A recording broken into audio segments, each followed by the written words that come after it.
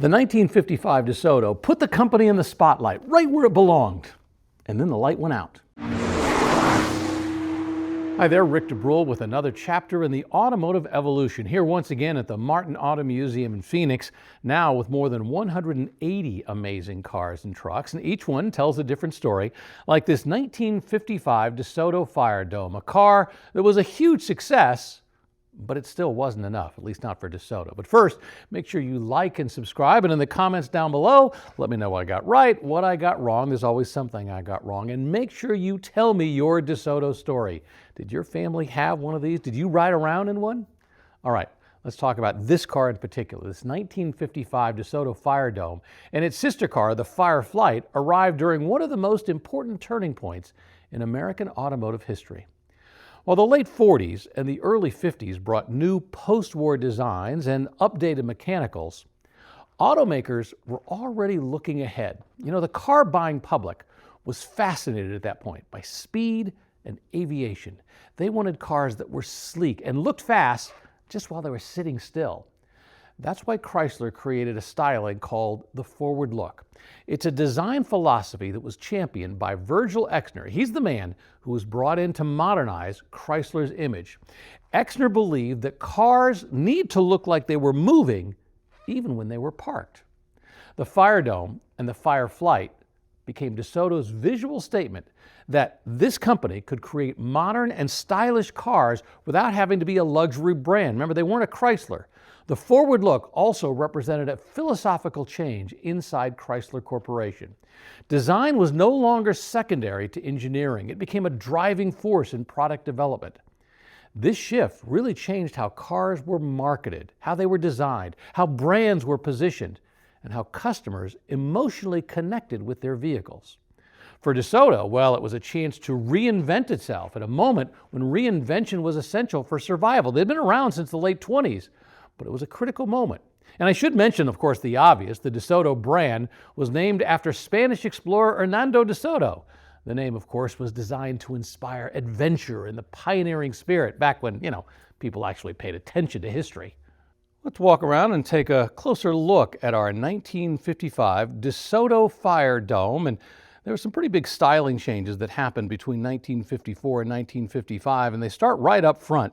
Well, this little stylized element, we can call it an air inlet if you want. Some air would go in there, but the year before, in 1954, they'd had something similar, but it had been mounted higher up on the hood. Now it was moved forward to allow the hood to be a little bit lower.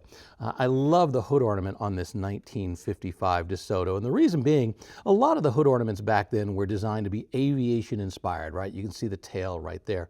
But an awful lot of the hood ornaments in 1955 actually looked like airplanes. This looks like a stylized spaceship right here. It's a little more vague, looking a little more futuristic, which is what I like about that.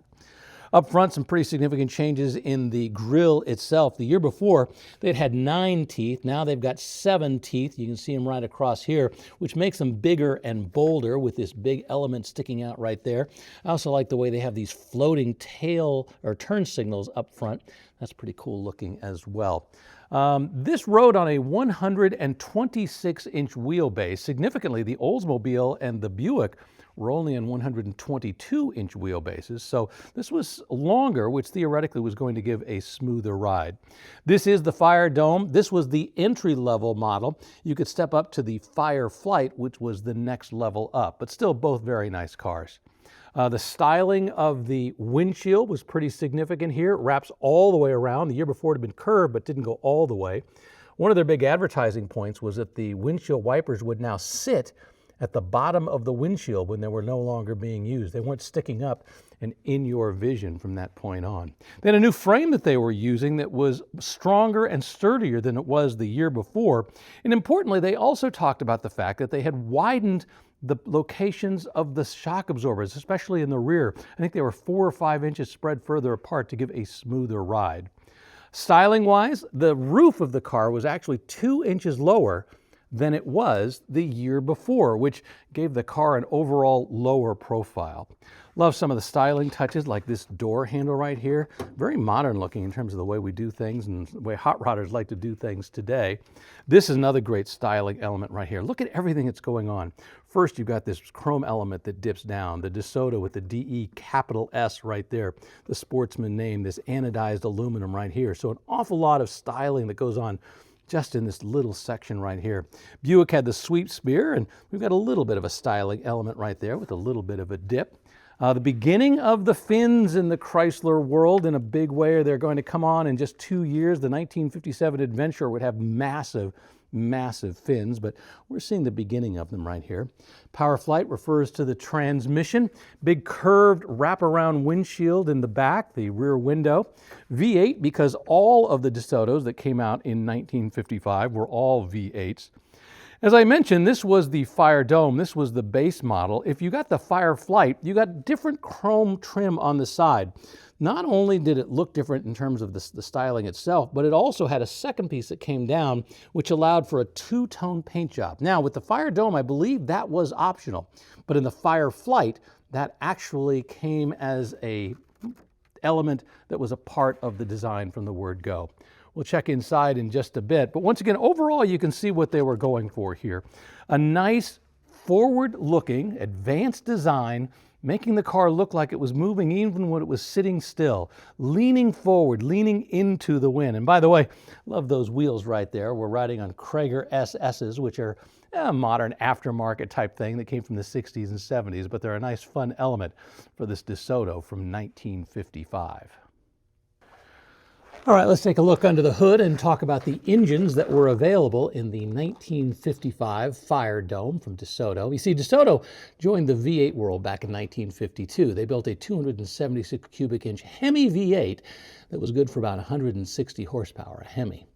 But most of its cars back then got the PowerMaster 6. That was an inline six engine that was introduced back in 1939.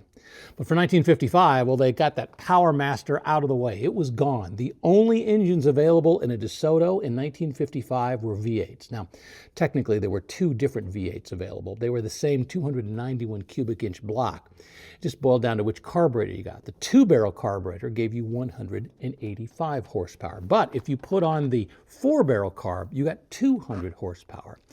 Now, that was still going to be a long way from what you were getting in that Chrysler 300 with 300 horsepower.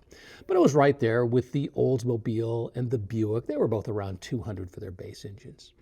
Now, the engine in this particular car was neither one of those options. This is a 325 cubic inch Hemi. DeSoto did use a 325 in 1957. I think Dodge was using it then as well. And yes, the DeSoto engine was thirsty, and yes, it was heavy.